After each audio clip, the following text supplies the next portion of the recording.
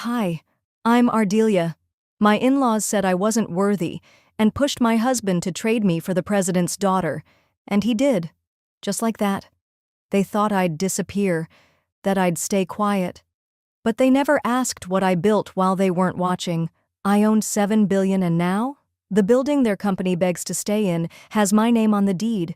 It didn't start with betrayal. It started with silence. And one moment when I realized I didn't need anyone to see me coming. Before we dive in, have you ever been discarded by someone who thought you had nothing? Drop your story below. I read every word. The first thing I noticed was how long the table was. Not in size, though it certainly stretched, but in silence. The kind of silence that hums under the clinking of forks and the soft laughter of people who know exactly who belongs where and who doesn't. I was at the far end, tucked next to a ficus plant and a barely functioning wall sconce. The chair wobbled slightly. I placed my handbag beneath my feet and straightened the napkin in my lap. No one had looked my way since we sat down. Mitchell, my husband, sat 5 chairs away, smiling for his father, nodding at something the COO of Gallagher and Holt was saying. Not once did his eyes meet mine. It was supposed to be a celebration, a merger dinner, they called it. Old West Coast legacy meets global ambition. Crystal glasses, 3 courses already served, servers floating in like stagehands. I had brought my own teapot, chamomile and fennel, something calming. I placed it gently in the center of the table beside the silver champagne bucket, its ceramic handle facing outward like an invitation. No one poured. Dana, Mitchell's sister, caught sight of it and snorted. "She still does that tea thing?" she whispered, nudging her cousin Lila with her elbow. "Isn't she from Riverside or something? That's adorable." My cheeks burned, but I didn't flinch. I reached for the pot and poured myself a cup. It was warm and familiar, unlike anything else in that room. My father-in-law leaned toward Mitchell, voice low but not low enough. "It's time. You've done your duty." My fingers tightened around the teacup. Mitchell didn't respond. He gave the smallest nod, more a twitch than a movement, then went back to slicing his lamb. It hit me harder than it should have. After 12 years of marriage, you'd think I'd be used to it. The polite coldness, the way his family looked at me like I was an antique they never wanted but couldn't throw out just yet. Still, I used to believe that Mitchell and I were something real, that what we had in college meant something. He used to bring me boba after night class. He used to hold my hand under the library table like we were in a movie. I thought that was love. Maybe I was wrong. "Artie," Dana called out loudly enough to silence the table. "You're being so quiet tonight. Everything okay down there at the kiddie end?" Polite chuckles rippled around the table. Even Mitchell smiled faintly. I forced a smile of my own. "Everything's perfect," I replied softly, just soaking it all in. I stood up and excused myself. The bathroom smelled like rosewater and bleach. I leaned over the marble sink, pressing my palms into its cold surface. Then, from the stall behind me, I heard it. Mandarin. My mother-in-law's voice, smooth, controlled. "She'll be out of the picture by next week," she said calmly. "The president's daughter arrives Friday. Mitchell will do as he's told." There was a pause. "Yes, the trade deal is secure. We've done our part." I didn't breathe, didn't blink. My heart thudded in my throat. A foreign president's daughter, a new arrangement, a trade deal, my marriage. I stood frozen, staring at the mirror. My reflection didn't cry. It didn't crumble. It just stared back, still, flat. And then quietly, something in me changed. I straightened my spine, reapplied my lip gloss with care, and walked back into the dining room. No one noticed my absence. No one paused their conversation. I returned to my seat, lifted the teapot once more, and poured a second cup. This time I stared into the tea for a long time. My face reflected softly in the amber surface. For the first time that evening, I felt completely clear. Not angry, not sad, just awake. "Thank you for the lovely evening," I said calmly, my voice steady. Then I stood up, alone, and left before dessert was served. They didn't know it, but I'd already made my move. I didn't slam the door behind me when I got out of the car. I didn't cry in the elevator. I didn't even sigh when the biometric scanner blinked green and whispered, "Welcome home, Ms. Morrow." No, I just stepped inside. Quietly. The penthouse was still. A cool hush filled the air, like a pause between chapters. Floor-to-ceiling windows framed the glow of downtown Los Angeles. My heels tapped softly on the marble before I slid them off near the bench by the door. Habit. This place, it was mine. Bought under an alias, paid in full. Even Mitchell, my husband of nearly a decade, had no idea it existed. The lights adjusted automatically as I moved through the space. Sleek lines, earth tones, minimal decor, no family photos, no traces of compromise, just a single painting above the fireplace, brushstrokes of fire and ash, gifted by a woman who survived political exile. She had said, "It kept me sane when I had no voice." I dropped my handbag on the console and headed straight for the walk-in closet. Cotton loungewear, a soft robe. I peeled off the elegant but suffocating sheath dress I'd worn to dinner and let it fall without a second glance. 10 minutes later, a warm mug of chamomile in hand, I opened my laptop on the kitchen island. No notifications from Mitchell, no "where are you" texts. He wouldn't ask. He'd learned not to. What he hadn't learned, or bothered to find out, is that the woman he married never stopped building, never stopped planning. A few keystrokes, and my private network connected. I scrolled past headlines, corporate chatter, global stocks. None of it rattled me. Then I opened a folder labeled Morrow Entity Holdings. There they were, 7 companies, some under LLCs, others offshore trusts, real estate, biotech, AI infrastructure, clean energy investments, quiet power, each a piece of a puzzle I started 12 years ago when Mitchell first told me, "Maybe just stay home and work on your Etsy store. You're really good with crafts." I played along. Let him believe I was tucking away coupons and tinkering with candles while he chased prestige and his father's approval. What I'd really done was grow a $7.2 billion portfolio behind a curtain so thick, even his mother's lawyers couldn't penetrate it. I clicked through each document slowly. Ownership deeds, patent lists, licensing deals, every signature mine, every clause airtight, and then something new. A message from my legal advisor, Elena. FYI, deed transfer complete. Property at Hawthorne and Oak now fully under your trust. I stared at the screen for a long moment, then clicked to open the attached document. There it was, Hawthorne and Oak, a 7-story building downtown, prime location, commercial zoning. The current long-term leaseholder? Gallagher & Sons Import Group, my husband's family business, the same one they toasted at dinner tonight. A slow smile curved my lips, not bitter, not triumphant, just knowing.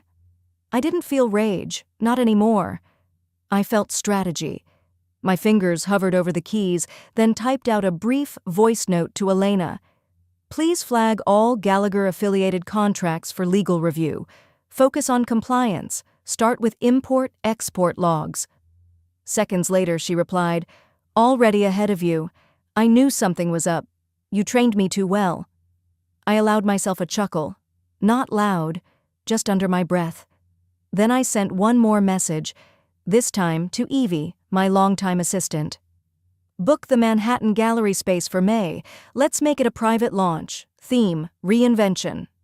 She didn't reply right away. It was late. But she would. She always did. I walked to the window, cradling the mug in both hands. Down below, the city pulsed. Cars, lives, dreams. From here, it all looked manageable, playable. They chose a daughter of power, I whispered, almost amused. But I am a daughter of strategy. The painting behind me shimmered faintly in the window's reflection. I turned, walked back to the island, and picked up the property deed one more time. At the bottom, stamped in bold ink, Gallagher Holdings, tenant. The wind had picked up by the time I reached Brentwood. I parked in the driveway like a guest, close to the edge, not in the center like I used to. The porch light was on, but the warmth it once held had long since faded. I stepped inside with my key, though the lock had a slight resistance, like even the door hesitated to welcome me back. The house was silent. Too clean. Too sterile. Like someone had scrubbed away the traces of real life. It felt less like a home and more like a staged rental. Polished, impersonal, hollow. The throw pillows were fluffed differently. The kitchen smelled like citrus cleaner, not my old roast chicken. Even the lighting felt artificial.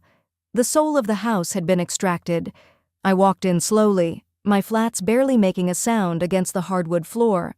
That's when I saw him, Mitchell, standing at the island, arms crossed, dressed too casually for someone who was supposed to be working. His watch caught the pendant light as he flicked a page on his phone. He didn't look up. "There it is," he said flatly, nodding toward the center of the counter. A manila envelope lay there, legal-sized, heavy. I didn't ask. I just opened it. Inside, a divorce petition, filed 2 days ago, citing irreconcilable differences, no request for spousal support, clean, convenient, cold.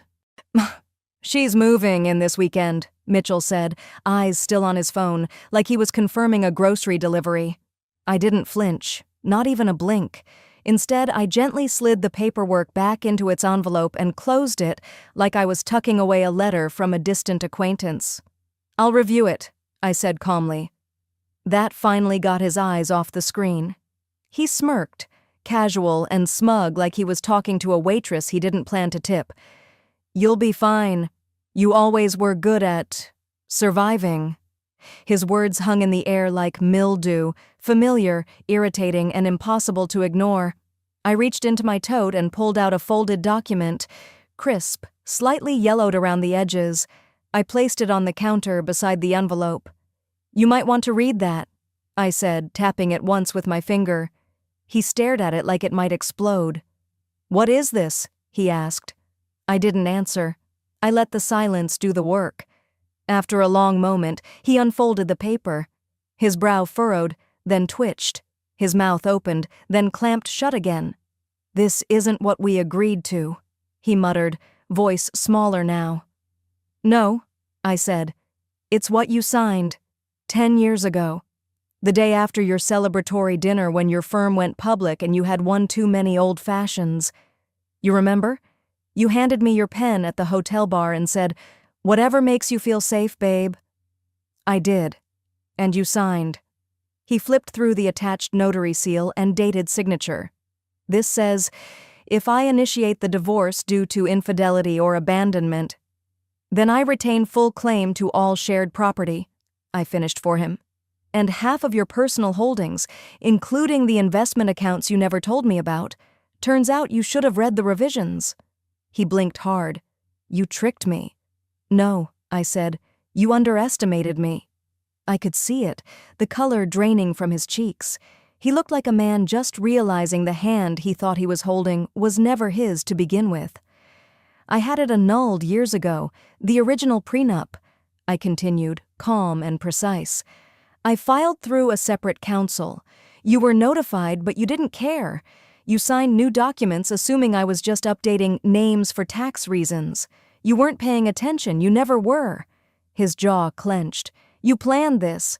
I tilted my head. "No, you did, the moment you stopped seeing me as your equal." He leaned on the counter now, hands trembling just slightly. I saw it, that fragile moment where ego meets consequence. But I didn't press it. I had nothing left to prove. I walked past him, quiet as ever, and headed upstairs. The steps creaked slightly beneath me, like they remembered the weight of arguments, of nights I waited alone, of dreams that never got to breathe. In the bedroom, I grabbed the bag I'd packed 2 days prior. Just one, small, purposeful. I opened the drawer on my side of the bed, still filled with junk mail and old chargers. But there, tucked in the back, was my journal. I'd started it before the wedding. Its spine was worn, its corners soft. It held more of me than Mitchell ever had. On the vanity sat the last thing I took, a small bottle of perfume. Glass. Vintage. It had belonged to my mother. faint scent of rosewood and lavender, strength and softness bottled together. I paused in the bathroom.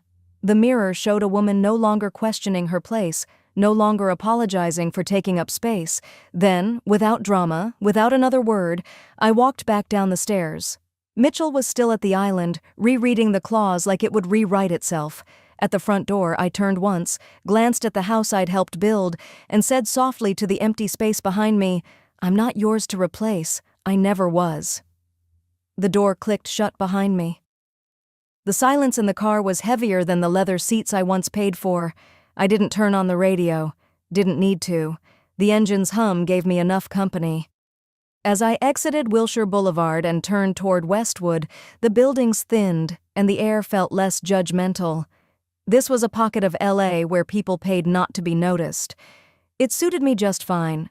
The office was nestled between a dry cleaner and an endodontist. Nothing flashy, just a brushed steel plaque near the door that read Arana Holdings, LLC.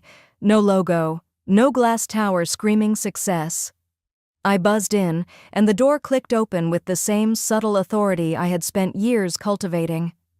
Miriam was already at her desk, the faint smell of lavender lotion trailing her movements as she rose to greet me. She wore her signature pearl earrings and a calm expression that said she'd seen plenty in her decades of running other people's empires. "Good morning, Mrs. Morrow," she said, then winked. "Or should I say, chairwoman?" I smiled and set my purse on the corner of the reception desk. "They have no idea I'm the chair, do they?" "Not a clue," she said, pouring me a cup of peppermint tea like always. "They don't ask what they assume they already own." She wasn't wrong. Mitchell never asked. Not once. Not about my side projects, not about where my inheritance went, and certainly not about the Saturday afternoons I spent at yoga. That yoga studio had long since turned into a co-working space where I learned the language of capital gains and emerging tech. I walked past the hall of framed documents, licensing agreements, market acquisitions, watermarked balance sheets. No photos, no awards, just facts, printed in black ink on thick paper, framed in humility. Inside the main conference room, my name was up on the welcome screen. Ardelia Morrow, founder and chair, Arana Holdings.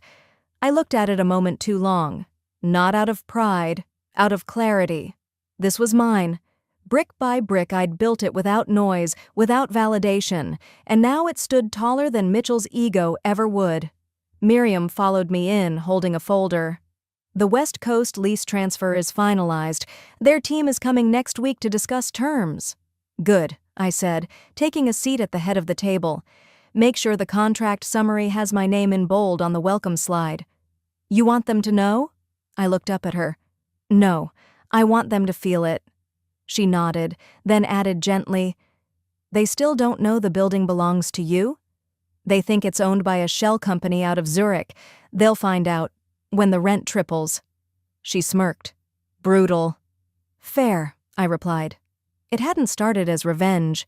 Not really. 10 years ago, I had just wanted security. I'd taken the leftover inheritance from my aunt, roughly $312,000, and put it into what I called my quiet account. I never told Mitchell. He always said I wasn't financially minded, so I let him believe that.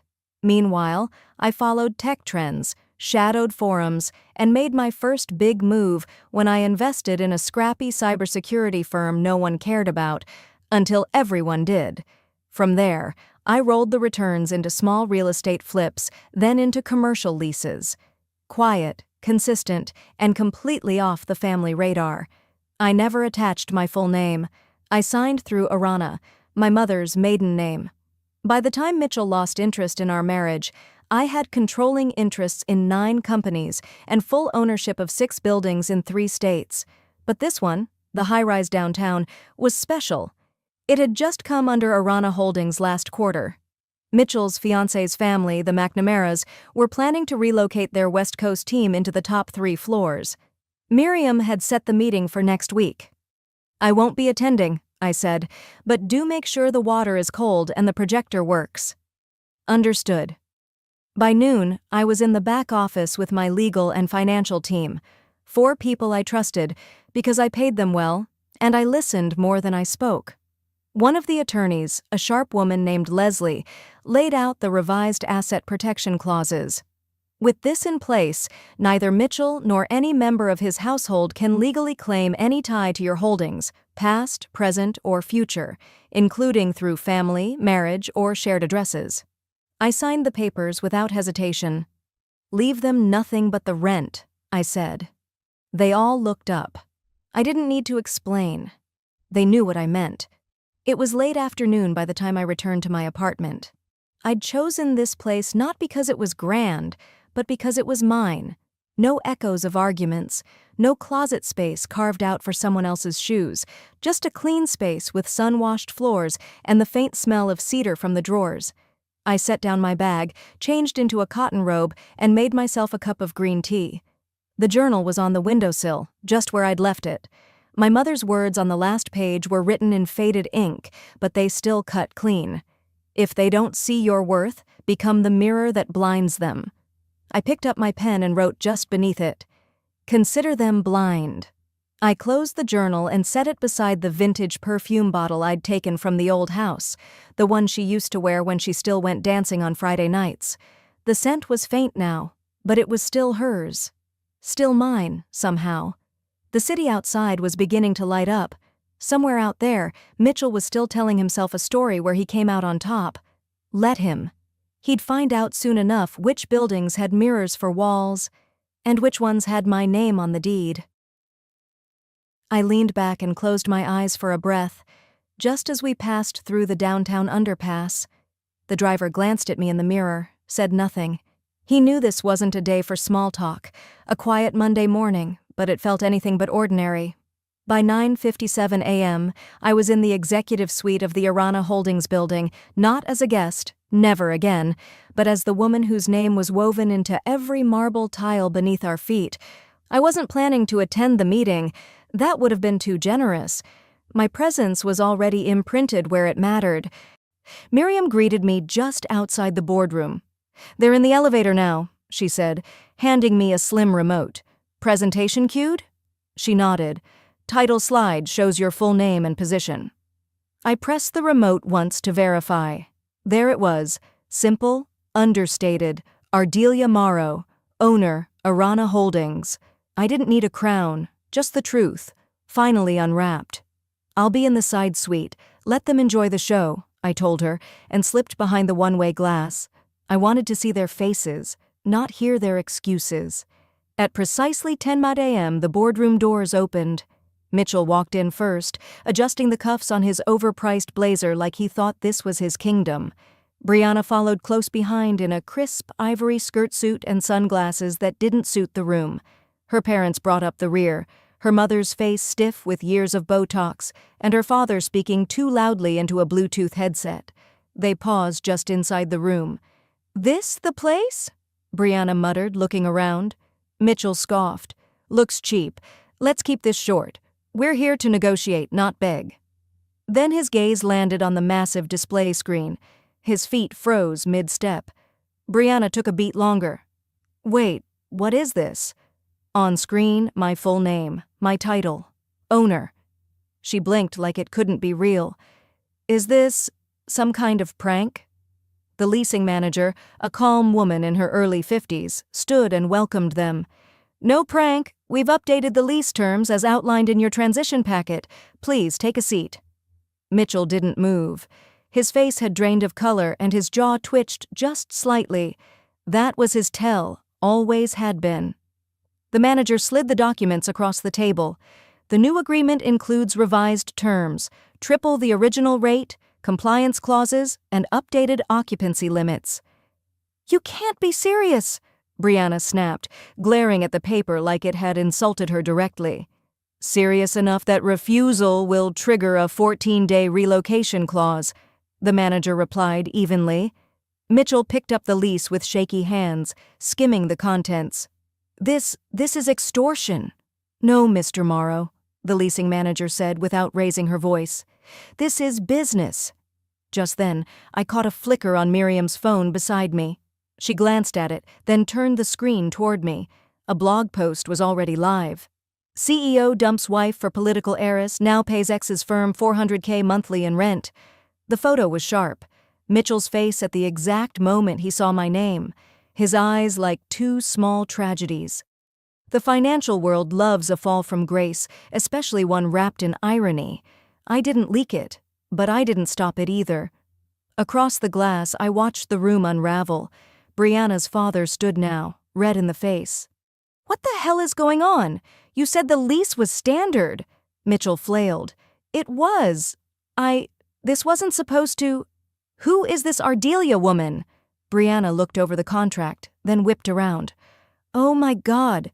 She's your ex-wife, isn't she?" Mitchell's silence answered her. She looked like she'd swallowed a lemon whole. The leasing manager kept her composure. "Per Clause 47A, if you choose to forfeit the lease, we will proceed with initiating the move-out process within 14 days. "You wouldn't risk the press seeing this play out?" Mitchell growled. My attorney's voice, piped in from the speaker, responded before she was even asked. "You already did, Mr. Morrow." The room fell deathly quiet. Mitchell pushed back from the table, fists clenched. "We'll take this to court." The attorney replied calmly, "You signed voluntarily. Arbitration has been waived. You're free to vacate the property or comply." Mitchell didn't say another word. He stormed out, shoulder brushing the doorframe too hard on the way. But Brianna lingered. For the first time since walking in, she looked up at the screen again. At my name. She stood there, jaw tight, breathing shallow. Then, with a flick of her glossy hair over one shoulder, she leaned down and whispered, more to herself than anyone, "You played this well. But he'll come crawling back." I tilted my head ever so slightly behind the glass. My voice didn't need volume, it needed precision. "He should bring a tent." She froze for half a second, then turned and walked out. I stayed behind for a while, long enough to see the room empty out, the documents left on the table untouched. On screen, my name remained like a quiet brand on steel. This wasn't about revenge. Not really. It was about clarity. About showing them what power looks like when it's done building and starts protecting. And I wasn't done yet. I thought that would be the end, but then came the letter. It was waiting on my doormat when I got home that evening. No postage stamp, no delivery slip, just an envelope with my name written in Mitchell's handwriting. My stomach turned before my fingers even touched it. I stood there for a second, keys still dangling from the door. Part of me wanted to toss it straight into the trash, but curiosity has a way of overriding survival instinct, doesn't it? I peeled it open with one hand and pulled out a single sheet of thick paper. Folded inside was something smaller, glossier, an ultrasound photo, black and white, blurry, and unmistakable. Tucked beside it was a short note. "We were going to name her Hope. I didn't know she'd never get to meet you." I froze. My knees buckled and I leaned against the wall to keep from sliding down to the floor. Hope? A baby? I must have stared at the image for a full minute, trying to process what I was seeing. My hands trembled, my chest tightened. Was this some twisted olive branch? An apology? A guilt trip? I remembered Mitchell saying almost offhandedly a month ago that Brianna was expecting. At the time, it felt like a jab, nothing more. I didn't ask questions. I didn't want to know. But now this was different, and something about it didn't sit right. I walked slowly to the kitchen, set the envelope down, and poured a glass of water. My mind was already racing. The timing didn't match. If Brianna had been pregnant, she would have shown months ago. None of her photos ever hinted at it. No baby bump, no maternity outfits, no announcements, just sleek heels and press junkets. Still holding the glass, I sat at the kitchen counter and opened my laptop. I started combing through her public accounts, press appearances, social events, tagged posts. I zoomed in on her waistline in every photo. Nothing. Not a hint of pregnancy, not even a rumor in the usual tabloid garbage. I picked up my phone and scrolled through my contacts. My hands moved automatically. I wasn't even fully aware of what I was doing until I heard the ringtone. "Hi, this is Dana," the voice chirped. She worked reception at an OB/GYN clinic I'd helped with a nonprofit project years back. "Hey, it's Artie," I said, trying to sound casual. "Quick question. Off the record. Did you have anyone by the name Brianna Larch or Brianna Morrow as a patient sometime in the last 4 months?" She paused. "Not that I'm aware of. At least, nothing under either name. Should I check with Dr. Rains?" "No need," I replied quietly. "Thanks." I hung up and just stared at the phone. So there it was. The baby didn't exist. Not only that, but Mitchell had sent a fake ultrasound and a note designed to stir my emotions, and he had used the name Hope. Hope. The same name I'd once whispered in the dark when I thought we were building a life together. The same name I never got to give the baby I miscarried years ago while he was out golfing with colleagues and ignoring my calls. I gripped the edge of the counter until my knuckles turned white. A fabricated pregnancy, a forged ultrasound, a manufactured loss. Who does that? An hour later, I was still sitting there in a daze when my phone buzzed again, this time from my attorney. I picked up without a greeting. "You might want to sit down for this," she said. "I already am. Mitchell just filed a motion. He's contesting the asset division in your divorce, says he's suffering from severe emotional trauma due to the loss of an unborn child." I couldn't speak. She continued, her tone edged with disbelief. "He's trying to use the fabricated pregnancy as a basis for alimony, claims you emotionally exploited him during the lease negotiations." I felt something snap inside me. There's grief, and then there's this thing that lives somewhere between grief and rage. It makes your throat close, your breath catch, like someone just pulled the floor from under your world and handed you a brick instead. And as if on cue, memories came rushing in, me curled up in that hospital bed years ago, clutching a thin blanket as the doctor confirmed I'd lost the baby. Mitchell didn't even show up until hours later. He stood by the window, cold as stone, and muttered, "You've always been fragile." Now this man who once called me weak, was using the idea of a child as a weapon. Not to heal, not to mourn, to sue me. I don't know how long I sat there. My cheeks were damp, but my eyes were dry now. I had cried my last tear over Mitchell Morrow. "No more mercy," I said aloud. The words weren't dramatic, they were calm, simple. A decision I could feel in my bones. I picked up my phone again and scrolled to a name I hadn't dialed in months, Kendra Wolf. Kendra was the journalist who'd broken the lease scandal wide open, a firebrand, sharp as a knife. I hadn't spoken to her since the article went viral, but this time I wasn't calling to correct a quote or clarify numbers. I was calling to light a match. She picked up on the third ring. "Ms. Morrow?" "It's Artie." A pause. "Didn't expect to hear from you." "I'm ready to talk," I said. "Off the record or—" "Very," I said. "Very on." I didn't sleep that night. The letter lay open on the kitchen table alongside the ultrasound photo, an artifact of a lie crafted to wound and manipulate. I had gone numb for a while, but as dawn crept through the blinds, it wasn't sadness that kept me awake. It was memory, a memory that, until now, I'd sealed off. It began with the scent of jasmine and grilled lemon chicken drifting across the patio at the rehearsal dinner. Candlelight flickered across white tablecloths. Mitchell's mother beamed at our guests with practiced grace. His father leaned back with his whiskey, scanning the room like he owned it. And maybe, in a way, he thought he did. People kept saying I was lucky, that I'd landed well. "She came from nothing, right?" I overheard one of Mitchell's cousins whisper to someone else. "No wonder she's hanging on tight." But I wasn't. At least, not yet. The next morning, the wedding day, I was in the dressing suite. I remember smoothing down the satin bodice of my gown when there was a knock on the door. I expected it to be a makeup artist. Instead, it was Mitchell's father, Randall. He walked in without waiting for permission. "Morning, Artie," he said, too casually for the moment. Then he handed me a leather folder. I opened it. A post-nuptial agreement. "If you're serious about this family," he said, "you'll sign. It just protects certain interests. Mitchell's startup, family holdings, future inheritances. Nothing dramatic." My stomach dropped. I stared at the folder. You're giving me this now? On my wedding day? Randall chuckled. It's not a big deal.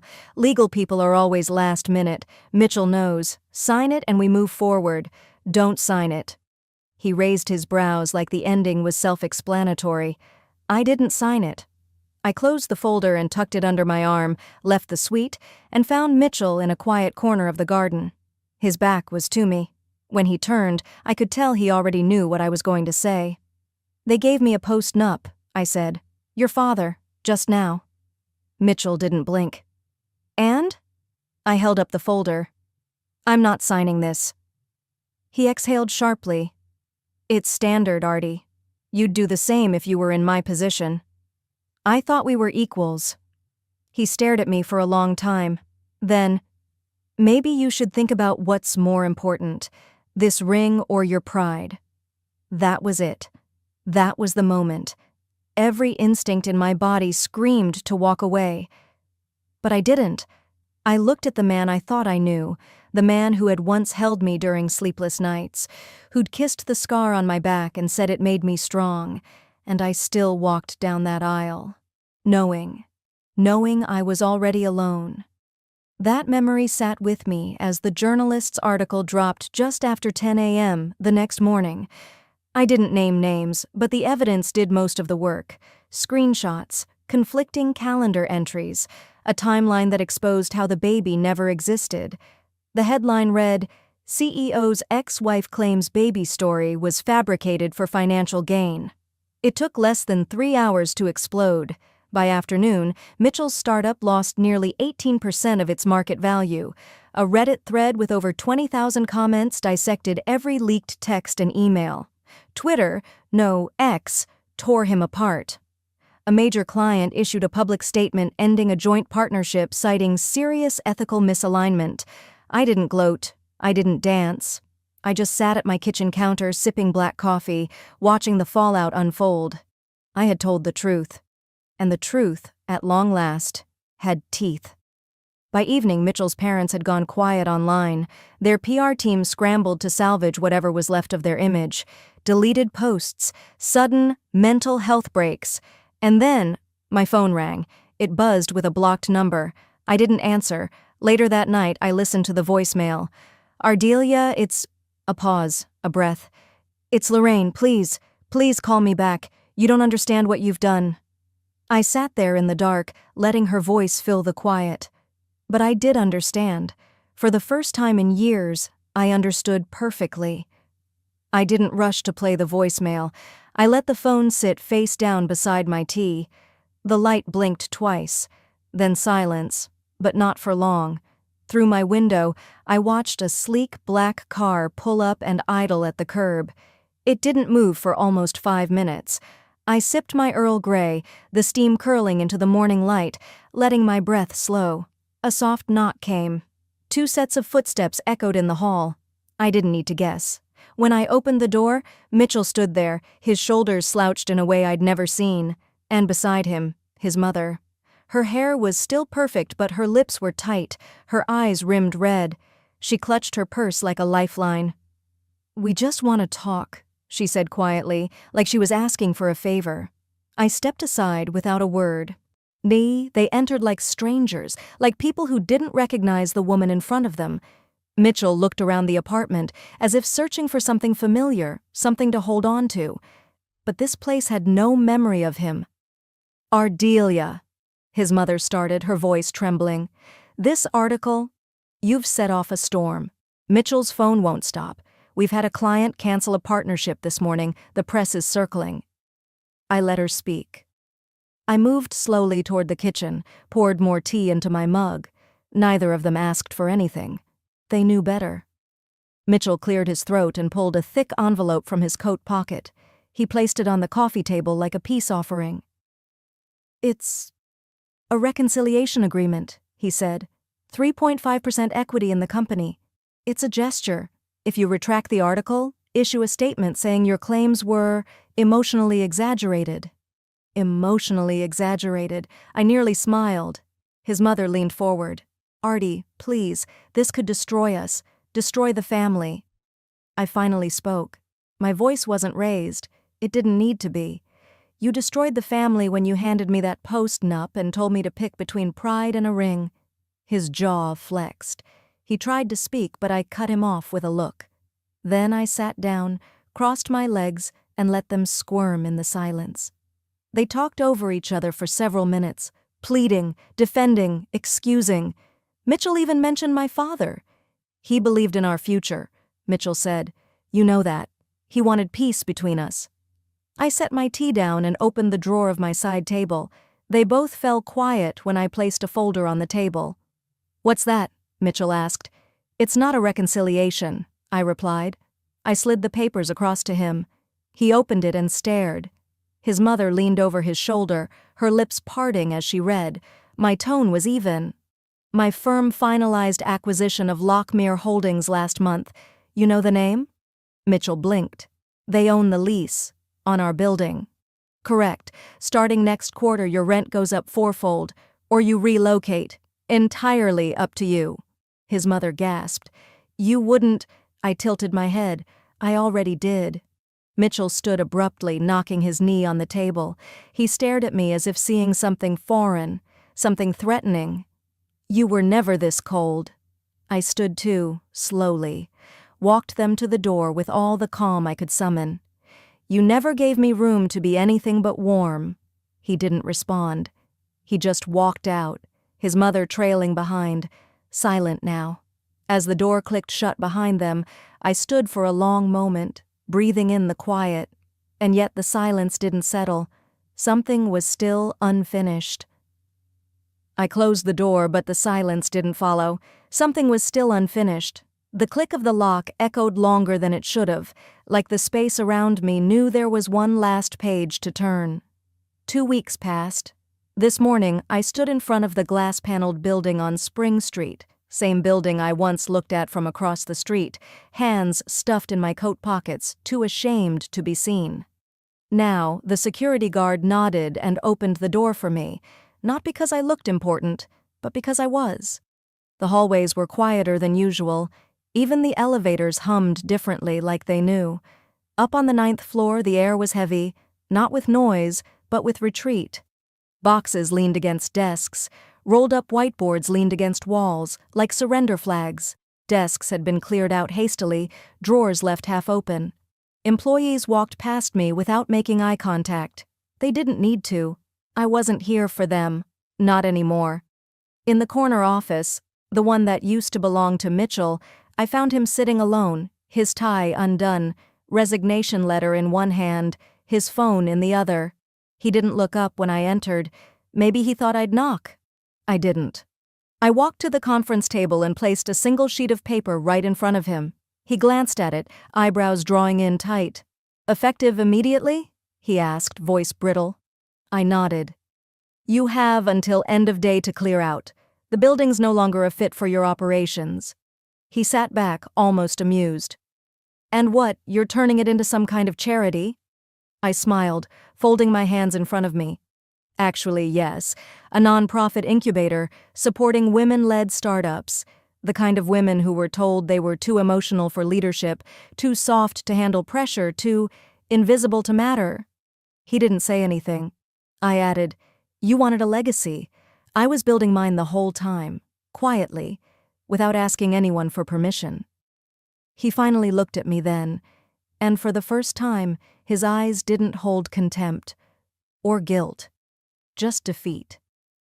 I turned to leave, but before I stepped out, he muttered behind me, You were always smarter than we gave you credit for. I didn't turn around. You just never bothered to look. Downstairs, I passed a few more employees. One young woman, I remembered her from the last board presentation, rushed up to me, slightly breathless. Ms. Morrow, I just wanted to say, if you're hiring for that new incubator project, I'd love to be considered. I paused, caught off guard. Her expression wasn't rehearsed. It was hopeful, earnest. What's your name? I asked. Rena. All right, Rena, let's talk Monday morning. Her face lit up like someone had finally seen her. I nodded, then stepped out onto the sunlit sidewalk. Reporters swarmed instantly. Microphones, cameras, questions hurled like confetti. I held up a hand. "No comment," I said calmly, stepping around them. "The work speaks for itself now." The drive out to the park took less than 20 minutes, but it felt longer. My shoulders relaxed the farther I got from downtown. Past the rows of buildings, past the traffic that never seemed to sleep, I pulled up near the bench. His bench. My father's name was engraved into the wood, just a quiet plaque beneath a weeping willow. This was where he used to bring me after piano recitals or rough days at school. He'd say, "Let the world be loud, but you, Artie, you stay steady. You're my quiet storm." I sat down and reached into my coat pocket, pulled out a folded photo, me, age 10, clinging to his side, grinning with 2 missing teeth. He was smiling too. That rare, real kind of smile only people who believe in you can give. "I stormed, Dad," I whispered, "not when they hurt me, but when it mattered." A breeze picked up, brushing leaves across my shoes. I stayed a little while longer before heading home. The light had changed by the time I got back to my apartment. That soft, golden hue that fills a room without effort. There was a letter waiting in the mailbox. Handwritten. No return address. Inside, the note read, "I'm sorry he dragged you into this. You deserved more than to be treated like a placeholder. I've always known what he was. Men like him, entitled, careless, don't stop until someone makes them irrelevant. Thank you for doing what so many of us were too afraid to. E.S., President's Daughter." I read it twice, then once more.